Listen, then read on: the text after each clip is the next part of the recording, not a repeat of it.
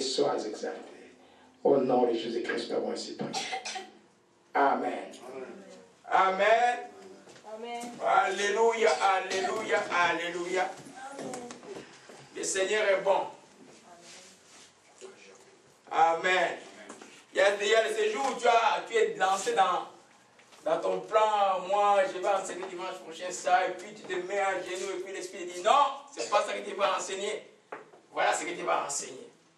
Le Seigneur, il est temps. Je vais me mettre encore à méditer de nouvelles choses. Oui, j'ai prié pour changer. J'ai quand même écrit mon enseignement de Dieu jusqu'à la fin. Il dit non, c'est pas ça que tu vas enseigner.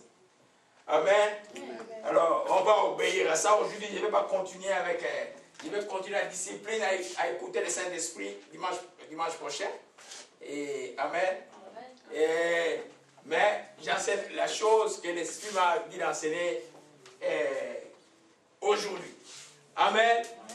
Vous savez que la vie chrétienne, c'est une vie de joie.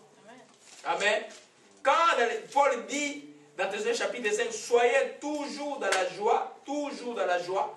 Et quand il dit à Philippiens chapitre 4, je le répète, réjouissez-vous dans le Seigneur, je le répète, réjouissez-vous dans le Seigneur. Il s'adresse aux chrétiens. Il s'attend à ce que les chrétiens, c'est les gens qui ont la foi. Amen. Parce que si nous n'avons pas la foi, nous ne pouvons pas avoir la joie. Amen. La joie c'est quelque chose de permanent, ce n'est pas le contentement. Être content, tu peux être content d'une promotion au travail, tu peux être content pour une femme qui vient d'accoucher, tu peux être content pour un don qu'on te fait, tu peux être content pour beaucoup de choses. Amen. Mais être content, c'est une réponse par rapport à quelque chose qui te fait du bien. Mais la joie, c'est un fruit de l'esprit. Tant qu'on est convaincu que l'Esprit est en nous, la joie d'être là. Amen. Amen. Alléluia. Amen. Donc nous devons être tout le temps dans la joie. Alors l'Esprit m'a dit aujourd'hui, hier pareil, j'ai préparé un message c'est un sujet moi que je peux enseigner des mois et des mois. Amen. Je vais vous parler aujourd'hui aussi paradoxalement, parce que je vais vous parler de la foi. Amen. L'Esprit m'a dit hier, enseigne-le la foi. Amen. Amen. Amen. Et vous savez, l'homme, quand il lit de la vie des apôtres, tu peux voir ce que nous sommes de temps en temps. Amen. Jésus disait à ses disciples, lui qui était la parole, il disait la vérité à ses disciples, de moi que vous voyez là, je vais mourir, je vais ressusciter. Et quand l'épreuve de la mort est arrivée, les disciples ont complètement oublié cela. Amen. Pierre a essayé de suivre un peu, mais en accomplissant toujours la prophétie du Seigneur, le trahissant pendant une journée 3 fois. Et finalement, tous vivaient cachés. Amen. Mais pourtant, il leur avait dit que je vais ressusciter. Et quand ils se sont montrés, aujourd'hui, il y a une prophétie que j'ai pris quand je priais pour la sœur Aimée et puis la sœur Jacqueline là-bas.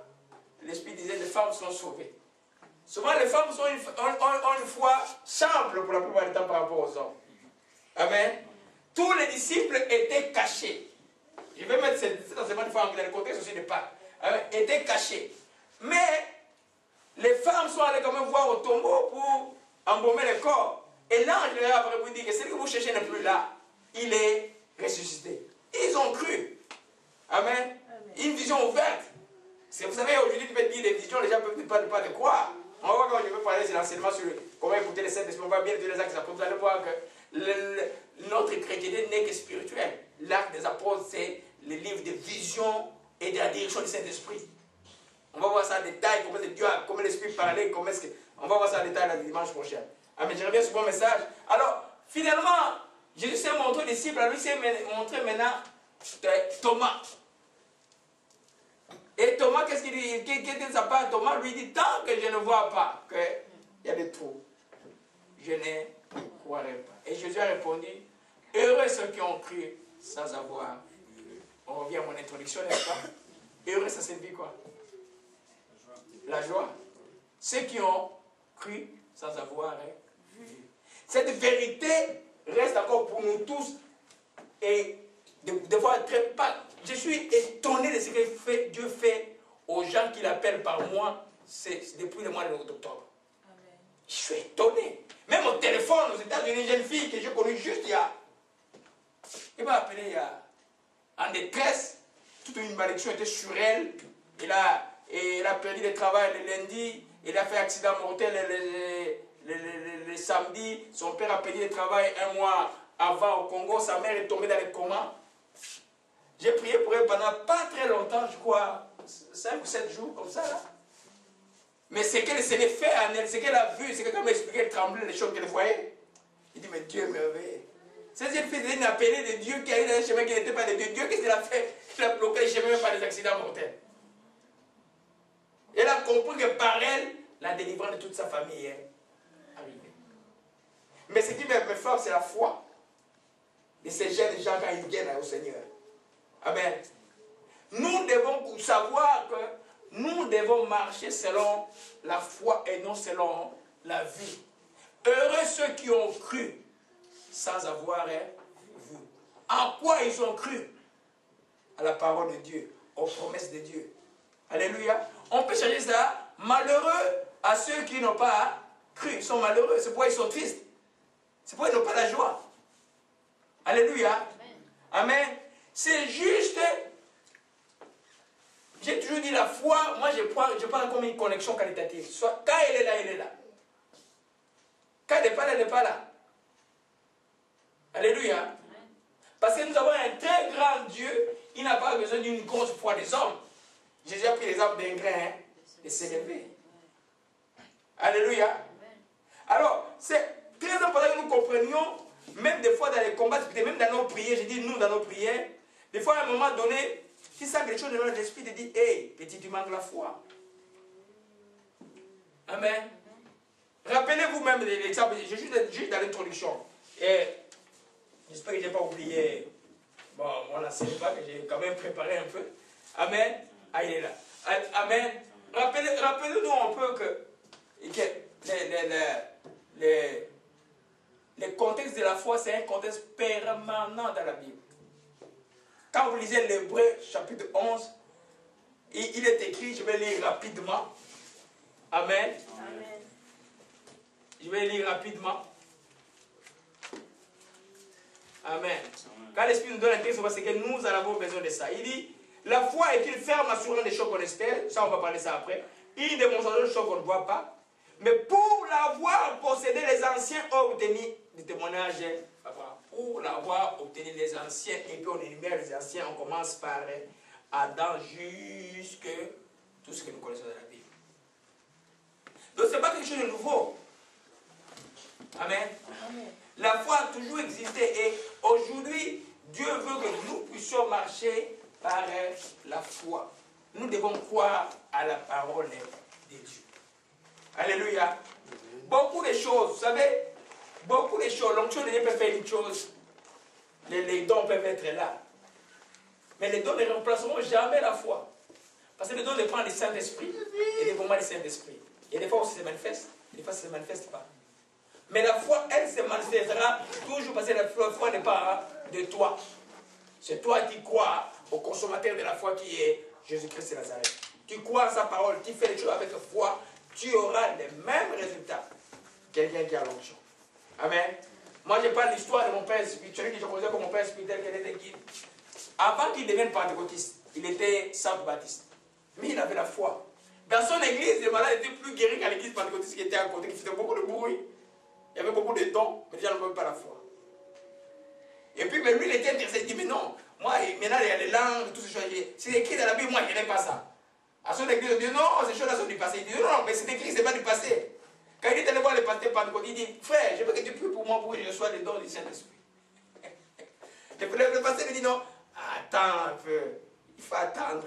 Hein? Le Saint-Esprit, il dit, non, non, pour moi, je n'ai pas besoin d'attendre. Prie, c'est pas pour moi, je ne veux pas. Il avait la foi.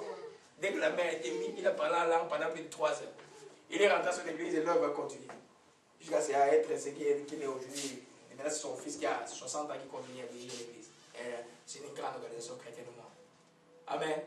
C'est pour nous montrer simplement que, mes bien-aimés, si nous possédons, puis si les anciens ont possédé la foi, Et il y a un témoignage favorable à des regards. Si nous possédons la foi, nous faisons notre recherche, notre force pour posséder la foi, avoir la foi.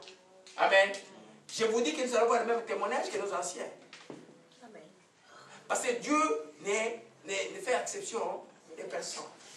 Mais le problème, il y a beaucoup de problèmes dans nos vies. Beaucoup de gens, pour arriver au niveau de la foi, tu dois avoir dépassé un niveau. Un niveau de la chrétienté. Moi, j'ai quelque chose que j'ai enseigné dans les années 90, c'est que je suis censé, ça s'appelle la route de la grâce. Je parle de l'obéissance, la foi et la persévérance. Comment ça tourne. Mais, si pour arriver de la foi, tu dois avoir dépassé les niveaux de l'obéissance. Vous comprenez? Parce que l'obéissance te garde dans l'alliance. Je vais m'expliquer dans un texte peut-être dans 1 Jean 3, rapidement. 1 Jean chapitre...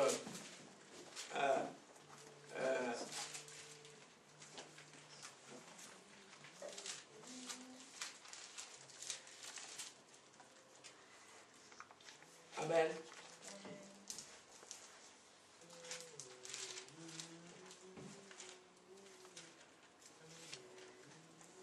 Alléluia. 1 Jean chapitre 3, verset 22. Alléluia.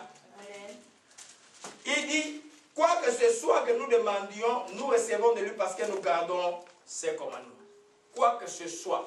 Jean, vous connaissez, c'est l'apôtre de Jésus-Christ. Il parle à l'époque post-Jésus-Christ. Jésus-Christ est déjà monté au ciel. Il est dans la nouvelle alliance.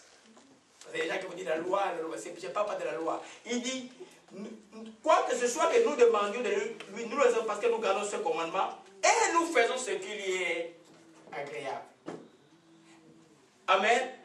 Parce que nous gardons ce commandement, ça c'est l'obéissance. C'est fait demeurer dans l'alliance. Amen. Si tu commets une faute, tu demandes pardon. Tu demandes dans l'alliance. Tu demandes dans l'alliance. Amen. Mais ça ne te garantit pas de recevoir des choses au ciel. Pour que Jésus te voie et pour que tu reçoives des choses nouvelles au ciel, il faut que tu aies la foi.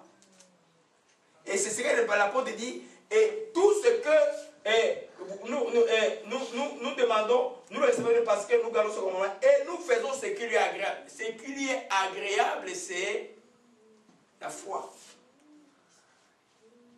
Parce que ça ne peut pas être une totalité répétée, commandement, commandement. C'est l'obéissance et la foi. Amen. J'ai appris cette déduction quand vous allez dans Hébreu 11, verset 6, dit, sans la foi, il est impossible de plaire. Plaire à quelqu'un et être agréable à quelqu'un, il y a une différence. Amen. Sans la foi, il est impossible de plaire. Hier, j'ai dit, oh, je bouge ma tête, moi, je bouge ma calvitie 2-3 fois. Sans la foi, il est impossible de plaire à Dieu. En d'autres termes, si je n'ai pas la foi, je ne plairai jamais à Dieu. Alléluia. Amen. Ma vie ne sera pas une vie plaisante à Dieu. Je suis comme un incrédule. Alléluia. Amen. Alors, nous comprenons que c'est extrêmement important. Marcher dans l'obéissance, c'est une bonne chose. C'est le point de départ. Que les chrétiens doivent écouter le commandement, obéir. Parce que le commandement est inscrit dans nos cœurs par le Saint-Esprit. Obéir à la parole de Dieu, ce n'est pas quelque chose de difficile. Je ne sais pas comment les gens souffrent pour ça. Ce n'est pas quelque chose de difficile pour les chrétiens. Alléluia. Est-ce que la caméra est branchée? Oui, oui. Amen. C'est important. C'est des choses importantes que j'ai dit cet après-midi. Amen. Donc, la loi est inscrite dans ton cœur. Tu peux faire le bien parfaitement. C'est écrit dans ton cœur, tu es enfant de Dieu. Le Saint-Esprit est dans toi. Dieu réside en toi. Amen. Jésus dit ceux qui croient en lui, quand quelqu'un écoute son lui, le Père et le Saint-Esprit viennent résider en toi. Ils sont en toi. Alléluia. Donc, quand on lit ce texte, il dit, quoi que ce soit que nous demandions, nous recevons de lui. Parce que nous gardons ses commandements, nous sommes obéissants, et que nous faisons ce que